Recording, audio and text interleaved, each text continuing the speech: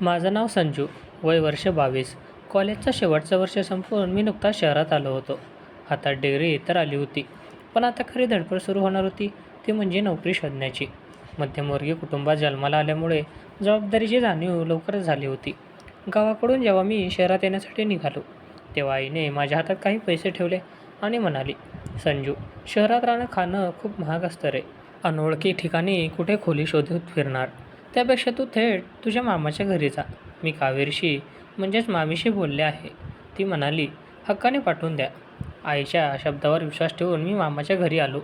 मला वाटलं होतं की हसत खेळत सुखी कुटुंब असेल. मामा एका चांगल्या नामांकित कंपनीत मोठ्या हुद्द्यावर कामाला होते. त्यामुळे पैशाची काही कमतरता नव्हती. शहरातल्या एका पॉश भागात त्यांचा फ्लॅट होता. पण म्हणतात ना, प्रत्येक चमकणारी गोष्ट सोन्याची नसते. तसंच काहीच इथे होतं. घरात पाऊल ठेवल्याच्या पहिल्याच दिवशी मला जाणवलं की या सुंदर घराच्या भिंतीमागे एक भयानक शांतता आणि दुःख दडलेलं आहे. या दुःखाचं एकमेव कारण होतं माझे सख्खे मामा. मामा हुशार होते, कर्तबगार होते, पण त्यांना एक अत्यंत वाईट आणि विळखा घालणारी सवय होती, ती म्हणजे दारूची. दिवसभर ऑफिसमध्ये कसंही वागणारे मामा संध्याकाळी झाली की पूर्णपणे बदलायचे. रोज रात्री नशेत धुंद होऊन ते घरी यायचे. घरात पाऊल ठेवण्यापासूनच त्यांची चिडचिड, आरडाओरडा आणि शिवीगाळ सुरू व्हायची. दारूच्या नशेत माणसाला चांगल्या वाईटाचं भान राहत नाही, हे मी त्यांच्याकडून पाहून शिकलो. आणि या सगळ्या वादळात रोज ती व्यक्ती निमटूटपणे होरपळून होती, ती म्हणजे माझी मामी कावेरी. मामी दिसायला अत्यंत साधी, शालीन आणि कमालीची सुंदर होती. तिचं वय साधारण 30च्या आसपास असेल. तिच्या चेहऱ्यावर एक उपसत शांतता होती, पण त्या शांततेच्या मागे लपलेलं अपार दुःख तिच्या डोळ्यात स्पष्ट दिसायचं. ती सुशिक्षित होती, पण मामाच्या संसारासाठी तिने स्वतःला घराच्या 4 भिंतीत कोंडून घेतलं होतं. मामा तिला कधीच कशाचं सुख देत नव्हते. सुख म्हणजे केवळ महागडे कपडे किंवा पैसा नव्हे. एका स्त्रीला आपल्या पतीकडून हवं असतं ते प्रेम, आदर, आपुलकी आणि मानसिक साथ. मामी ह्या सगळ्या गोष्टींपासून पूर्णपणे वंचित होती. मामांचा तो रोजचा जाच, ते टोमणे आणि मानसिक छळ ती गप्प राहून सहन करायची. तिने कधी उलटून उत्तर दिलं नाही, की कधी कोणाकडे तक्रार केली नाही. एक दिवस संध्याकाळची वेळ होती. मी नुकताच एका इंटरव्ह्यूवरून परत आलो होतो. नोकरी न मिळाल्यामुळे आधीच माझं मन उदास होतं. मी हॉलमध्ये सोफ्यावर बसलो होतो. बाहेर अंधार पडू लागला होता आणि त्या सोबतीने माझ्या मनात मामांच्या येण्याची भीती वाढू लागली होती. तेवढ्या स्वयंपाकघरातून भांड्याचा हलकासा आवाज आला आणि मामी बाहेर आली. "संजू, आलास रे बाबा, खूप दमलेला दिसतोस. हात धुवून घे, मी चहा आणते." मामी अत्यंत गोड आवाजात म्हणाली. तिच्या आवाजात एक वेगळीच माया होती, जी मला माझ्या आईची आठवण करून द्यायची. "हो मामी, आण ना. आजचा दिवस खूप थकवणारा होता," मी म्हणालो. थोड्याच वेळात मामी चहाचे 2 कप घेऊन आली. तिने एक कप माझ्या हातात दिला आणि स्वतःच्या शेजारी खुर्चीवर बसली. मी चहाचा घोट घेत तिच्याकडे पाहिलं. तिचे डोळे हलकेसे लाल झाले होते. कदाचित ती दुपारी रडली असावी. तिच्या कपाळावरची टिकली आणि गळ्यातलं मंगळसूत्र पाहून मला राहून विचारावं करावंसं वाटलं की या चिन्हांना अर्थ देणारा माणूस मात्र लायकीचा नाही आहे. "मामी, तू बरी आहेस ना? तुझा चेहरा आज खूप उतरलेला दिसतोय," मी काळजीने विचारलं. मामीने एक दीर्घ सुस्कारा सोडला. तिच्या ओठांवर एक हताश हसू आलं. "मी ठीक आहे रे संजू. माझं काय रोजचंच आहे रे. तू सांग, इंटरव्ह्यू कसा झाला? काही आशा आहे का?" तिने विषय बदलण्याचा प्रयत्न केला. "नाही मामी, आजचाही जमला नाही. ते म्हणतात ना, अनुभव हवा. पण नोकरी दिल्याशिवाय अनुभव कसा येणार, हेच मला समजत नाही," मी थोडा चिडून म्हणालो. मामीने माझ्या पाठीवर हात ठेवला आणि म्हणाली, "धीर सोडू नकोस. तू खूप प्रामाणिक आहेस. तुला नक्की चांगली नोकरी मिळेल. देवावर विश्वास ठेव." तिच्या त्या हाताच्या स्पर्शात इतकी ऊब आणि सकारात्मकता होती की माझं टेन्शन क्षणात गायब झालं. तेवढ्यात दारावरची बेल वाजली. बेल वाजण्याच्या आवाजानेच मामीच्या चेहऱ्यावरची उरली-सुरली लालीही उडून गेली. ती एकदम सावध झाली. आम्ही दोघांनीही समजून चुकलो की बाहेर कोण आहे. मामीने धावत जाऊन दार उघडलं. अपेक्षेप्रमाणे मामा दारात उभे होते. ते पूर्णपणे नशेत झुलत होते. त्यांच्या स्वतःवरच्या शरीरावरचा ताबा नव्हता. "काय गं, दार उघडायला एवढा वेळ लागतो का? आत काय करत होतीस?" मामांनी दारात उभं राहूनच जोरात ओरडायला सुरुवात केली. त्यांचा आवाज संपूर्ण अपार्टमेंटमध्ये घुमला. "अहो, हळू बोला. संजू घरात आहे आणि शेजारी काय म्हणतील?" मामीने अतिशय नम्रपणे आणि गयावया करत त्यांना आत घेण्याचा प्रयत्न केला. "त्या शेजाऱ्यांची आणि संजूची मला शिकवू नकोस." मामांनी मामीला झटकलं आणि ते हॉलमध्ये आले. त्यांची नजर माझ्यावर पडली. "हा अजून इथेच पडलाय का? गावाकडून आलाय फुकटचं खायला. नोकरी-बिकरी करायचं लक्षण आहे की नाही?" मामांनी दारूच्या नशेत माझ्यावरही तोंडसुख घेतलं. मला खूप राग आला होता. माझे हात रागाने थरथरत होते. पण मामीने माझ्याकडे बघून हात जोडून पाहिलं. तिच्या त्या नजरेत "संजू, प्लीज काही बोलू नकोस. विषय वाढेल," अशी अर्थविनवणी होती. मामीसाठी मी स्वतःवर ताबा ठेवला. आणि गप्पा राहून माझ्या रूममध्ये निघून गेलो. रात्रीचे 11 वाजले तरी हॉलमधून मामांच्या ओरडण्याचा आणि वस्तू फेकण्याचा आवाज येत होता. मामी फक्त "अहो ऐका ना, जेवून घ्या, प्लीज शांत व्हा" असं म्हणत रडत होती. माझ्या रूममध्ये बेडवर पडून मी विचार करत होतो, ही कसली जिंदगी. एखादा माणूस आपल्या हसत्या खेळत्या संसाराची राखरांगोळी स्वतःच्या हाताने कशी करू शकतो? आणि मामी, ती का सहन करते हे सगळं? तिच्यासारख्या सुंदर, सुजाण आणि हळव्या स्त्रीला या नरकातून बाहेर काढणारा कोणीच कसा नाही? ती रोज रात्री कशा प्रकारे त्या माणसाचा छळ सहन करत असेल? हा विचार करून माझं मन कातर होत गेलं. मला मामीबद्दल फक्त सहानुभूती वाटत नव्हती, तर तिच्या सुरक्षतेची काळजी वाटू लागली होती. त्या दिवशी रात्री उशिरा जेव्हा सगळं शांत झालं, तेव्हा कुठेतरी दूरवर मामीच्या हुंदक्यांचा आवाज मला ऐकू येत होता. मी मनाशी ठरवलं, काही झालं तरी मामीला एकटं पडू देणार नाही. मी तिचा आधार बनेन. हे वादळ येण्यापूर्वी शांतता होती, पण लवकरच या घरात काहीतरी बदलणार होतं, ज्याची कल्पना आमच्या दोघांपैकी कोणालाच नव्हती. त्या रात्रीच्या भयानक गोंधळानंतरचे पुढचे काही दिवस अतिशय संथ आणि तणावाखाली गेले. मामाचं ते रोजचं पिणं आणि मामीला छळणं सुरूच होतं, पण माझ्या मनात आता मामीबद्दलची सहानुभूती एका वेगळ्याच आदरयुक्त भावनेने बदलली होती. मी दिवसातला जास्तीत जास्त वेळ नोकरी शोधात घराबाहेर घालवायचो, पण संध्याकाळ होताच माझं पाऊल घराकडे वळायचं, कारण तिथे मामी असायची. मला तिची काळजी वाटू लागली होती. अशातच एक दिवस अचानक एक वेगळीच बातमी समोर आली. गुरुवार सकाळी नेहमीप्रमाणे मामा नशेतून जागे झाले आणि चहा पिता पिता मामीला म्हणाले, "हे बघ कावेरी, उद्या रात्री मला कंपनीच्या कामासाठी 2 दिवसांकरिता शहराबाहेर जावं लागतंय. दुसऱ्या शहरात नवीन प्लॉटचं उद्घाटन आहे. तिथे माझी उपस्थिती गरजेची आहे. मी रविवारी संध्याकाळपर्यंत परत येईन." मामांचे हे शब्द ऐकून माझ्या मनात आणि मामीच्या चेहऱ्यावर एक वेगळं सुखद चमक आली. लग्न झाल्यापासून मामीला स्वतःच्या विश्वासासाठी कधीच मोकळीक मिळाली नव्हती. मामाच्या घरात नसणं म्हणजे आमच्यासाठी एका मोठ्या मानसिक त्रासापासून 2 दिवसाची तात्पुरती सुटका होती. शुक्रवारची संध्याकाळ झाली. मामा आपली बॅग भरून निघाले. त्यांनी जाता जाताही नेहमीप्रमाणे मामीला काहीतरी टोमणा मारलाच, पण आज मामीने त्याकडे पूर्णपणे दुर्लक्ष केलं. मामांनी दाराबाहेर पाऊल टाकलं आणि आम्ही दोघांनी जणू सुटकेचा मोठा श्वास सोडला. शुक्रवारी रात्री तर आम्ही फक्त शांततेचा अनुभव घेतला, पण खरा बदल घडला तो शनिवारी संध्याकाळी. शनिवारची ती संध्याकाळ काहीतरी वेगळीच होती. बाहेर हलकासा अंधार पडू लागला होता आणि आकाशात काळे ढग जमायला सुरुवात झाली होती. घरात रोज असणारा तो भीतीचा आणि दगडपणाचा वातावरणात आज अजिबात नव्हता. मी हॉलमध्ये सोफ्यावर बसून माझ्या फोनमध्ये काहीतरी पाहत होतो, पण माझं लक्ष सारखं किचनकडे जात होतं, जिथे मामी चहा बनवत होती. आज ती गुणगुणत होती. बऱ्याच महिन्यांनी, कदाचित वर्षांनी तिच्या ओठांवर गाण्यांचे सूर उमटत होते. थोड्याच वेळात मामी चहाचे 2 कप घेऊन बाहेर आली. आज तिने फिकट गुलाबी रंगाची साडी नेसली होती. तिचे केस पाठीवर मोकळे सुटलेले होते आणि चेहऱ्यावर एक वेगळंच तेज होतं. ती चहाचा कप घेऊन थेट माझ्या शेजारी सोफ्यावर आली आणि बसली. आमच्यात फारसं अंतर नव्हतं. "घ्या संजूराव, तुमचा गरमागरम चहा," मामी हलकसं हसून म्हणाली. तिच्या त्या हसण्यात माझ्या हृदयाची धडधड एका क्षणात वाढली. "थँक्यू मामी. आज घर कसं शांत शांत वाटतंय ना?" मी तिच्या डोळ्यात पाहत विचारलं. "हो रे संजू, खरंच खूप दिवसांनी असं मोकळं वाटतंय. नाहीतर रोज संध्याकाळ झाली की छातीत धडधड सुरू व्हायची, की आता काय होईल?" मामीने चहाचा घोट घेत सोफ्याच्या पाठीवर डोकं टेकवलं. तिच्या चेहऱ्यावर आज एक निवांतपणा होता. चहा पिता पिता आमचे विषय बदलत गेले. आम्ही गावाकडच्या आठवणी, लहानपणीच्या गोष्टी काढल्या. बोलता बोलता मामीने चहाचा कप खाली ठेवण्यासाठी हात पुढे केला आणि त्याचवेळी तिचं बोट माझ्या हाताला हलकीच स्पर्शली.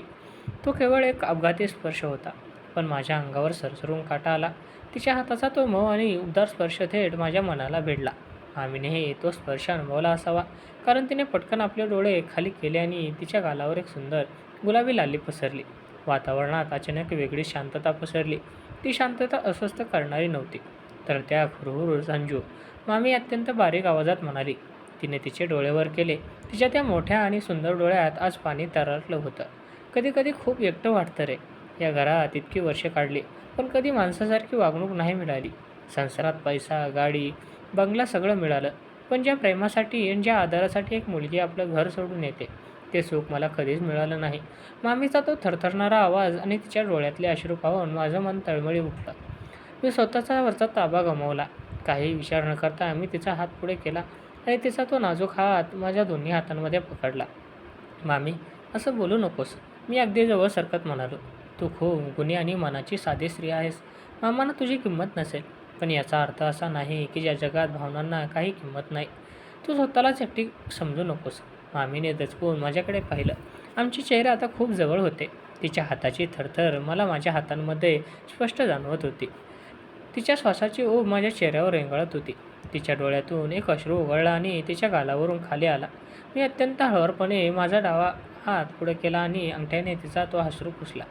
माझ्या हाताचा स्पर्श तिच्या गालाला होताच मामीने तिचे डोळे घट्ट मिटून घेतले. ती शहारली होती, पण तिने स्वतःला मागे ओढलं नाही. उलट तिला त्या स्पर्शात एक वेगळीच प्रकारची सुरक्षितता आणि हक्काचा आधार जाणवत होता. माझ्या मनात तिच्याबद्दल इतके दिवस हळूवार आकर्षण दडलेलं होतं, ते आता सीमा ओलांडून पाहत होतं. मला जाणीव झाली होती की माझ्या मनातील ही भावना केवळ सहानुभूती नाही, तर मी तिच्या प्रेमात पडलो होतो. बाहेर पावसाचा मोठ्या थेंबाचा आवाज येऊ लागला आणि घरात आमच्या मनातील भावनांचं एक वेगळंच वादळ आकार घेत होतं, ज्याने आमच्या आयुष्यात एक नवीन वळण देणार होतं. बाहेर पावसाचा जोर आता चांगलाच वाढला होता. विजांचा कडकडाट आणि खिडकीवर आदळणाऱ्या पाण्याचा थेंबाचा आवाज संपूर्ण घरात गुंजत होता. रात्रीचे 9 वाजून गेले होते. मामा घरात नसल्यामुळे आज पहिल्यांदाच घरात एक मोकळी आणि निवांत हवा होती. आम्ही दोघांनी मिळून रात्रीचे जेवण करायचं ठरवलं होतं. मामीने स्वयंपाकघरात साधेच पण अत्यंत चवीदार खिचडी आणि कढी बनवली होती. संजू, चल जेवायला वाढलंय, मामीने किचनमधूनच आवाज दिला. मी हॉलमधून उठून डायनिंग टेबलपाशी गेलो. मामीने माझ्यासाठी ताट वाढून ठेवलं होतं. आम्ही दोघं समोरासमोर बसलो. रोज मामांच्या उपस्थितीत जेवताना जी भीती आणि दडपण असायचं, ते आज नव्हतं. आज आम्ही दोघं खूप मोकळेपणाने गप्पा मारत होतो. मामी तिच्या कॉलेजच्या दिवसांबद्दल सांगत होती. तिच्या लहानपणीच्या आठवणी शेअर करत होती. बोलताना तिच्या चेहऱ्यावर येणारे ते हावभाव, तिचं ते निखळ हसू मी निरखून पाहत होतो. तिचं ते सौंदर्य त्या मंद प्रकाशात आणखीच खुलून दिसत होतं. मला जाणवत होतं की या स्त्रीला केवळ एका ऐकणाऱ्या कानांची आणि समजून घेणाऱ्या मनाची गरज आहे, मी जी ते देऊ शकत होतो. जेवण संपलं. मामीने ताट उचलली आणि ती किचनमध्ये भांडी घासण्यासाठी गेली. मी हॉलमध्ये येऊन बसलो, पण माझं मन तिथे रमत नव्हतं. माझं सगळं लक्ष किचनकडे लागलं होतं. शेवटी मी सोफ्यावरून उठलो आणि हळूहळू पावलं टाकत किचनच्या दारात जाऊन उभा राहिलो. मामी बेसिनपाशी उभी राहून भांडी घासण्याचं मग्न होती. तिने तिच्या साडीचा पदर कमरेला खोचला होता. तिचे मोकळे केस पाठीवर पसरलेले होते आणि त्यातले काही ओले केस तिच्या मानेवर आणि गालावर रेंगाळत होते. तिच्या पाठीशी ती लयबद्ध हालचाल पाहून माझ्या हृदयाचे ठोके वेगाने धावू लागले. माझ्या मनातील ती सुप्त भावना आता तीव्र होऊ लागली होती. मामी, मी मदत करू का भांडी घासायला, मी हळूच मागून विचारलं. माझा आवाज ऐकून मामी दचकली. ती पटकन मागे वळाली. ती वळताच आम्ही दोघं एकमेकांच्या खूप जवळ आलो.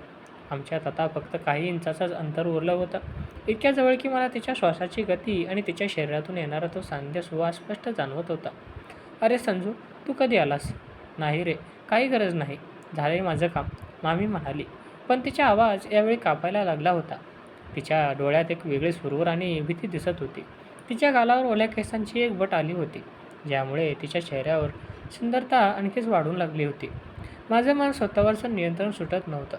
मी काही न बोलता अत्यंत हळूवारपणे माझा उजवा हात पुढे केला. माझी बोट तिच्या गालाला स्पर्शली. तो स्पर्श होताच मामीच्या शरीरात एक गोड शाखाफुली उमटली. मी ती केसांची बट अतिशय नाजूकपणे तिच्या कानामागे सरकवली. माझा हात तिच्या गळ्यावरून हलकाच खाली उतरला. मामीने आपले डोळे मिटून घेतले. तिचा श्वास आता खूप वेगाने चालला होता. संजू, हे हे चुकीचं आहे रे, आपण काय करतोय, मामी अगदी क्षीण आणि थरथरत्या आवाजात म्हणाली. तिने मला दूर लोटण्याचा कोणताही प्रयत्न केला नाही. उलट ती तिथेच खेळल्यासारखी उभी राहिली. मामी, चुकीचं काय आहे यात? मी तिच्या आणखी जवळ जात तिच्या दोन्ही खांद्यावर हात ठेवले. ज्या माणसाने तुला फक्त दुःख दिलं, त्याच्यासाठी स्वतःला संपवून घेणार बरोबर आहे का? तुलाही हक्क आहे ना प्रेमाचा, आधाराचा आणि सुखाचा. मी तुला कोणतंही नुकसान पोहोचणार नाही. मी फक्त तुला तो आधार देऊ इच्छितो, ज्याची तुला वर्षानुवर्ष गरज आहे. माझे हे शब्द ऐकताच मामीच्या डोळ्यातून अश्रूंचा बांध फुटला. तिच्या मनावर जे वर्षाचं दडपण आणि दुःख होतं, ते आज विरघळू लागलं होतं. तिने तिचे दोन्ही हात माझ्या छातीवर ठेवले. सुरुवातीला ती थोडी अडखळली, पण पुढच्या क्षणी तिने मला घट्ट मिठी मारली. तिचं डोकं माझ्या छातीवर ठेवलं आणि ती ढसाढसा रडू लागली. तिचे ते हुंदके आणि तिची ती मिठी सांगत होती की ती किती एकटी होती. ती माझे दोन्ही हात माझ्या पाठीभोवती गुंडाळले आणि तिला माझ्या कुशीत ओढून घेतलं. तिच्या शरीराची ती ओढ माझ्या संपूर्ण अस्तित्वात भिनू लागली. मी माझ्या हाताने तिची पाठ थोपटत तिला शांत करण्याचा प्रयत्न केला. ती माझ्या कुशीत इतकी सुरक्षित वाटत होती, जणू काही ती या क्षणाचा वर्षानुवर्ष वाट पाहत होती. मी हळूच माझं तोंड तिच्या कानापाशी नेलं. रडू नकोस मामी, मी आहे ना तुझ्यासोबत, नेहमी राहीन. तिने तिचं रडणं थांबवलं आणि तिचे ओढले डोळे वर करून माझ्याकडे पाहिलं. आमच्या नजरा एकमेकांमध्ये पूर्णपणे गुंतल्या होत्या. त्या शांत पावसाळी रात्री किचनच्या त्या अंधुक प्रकाशात आम्ही दोघं सर्व जगाचे नियम विसरून गेलो होतो.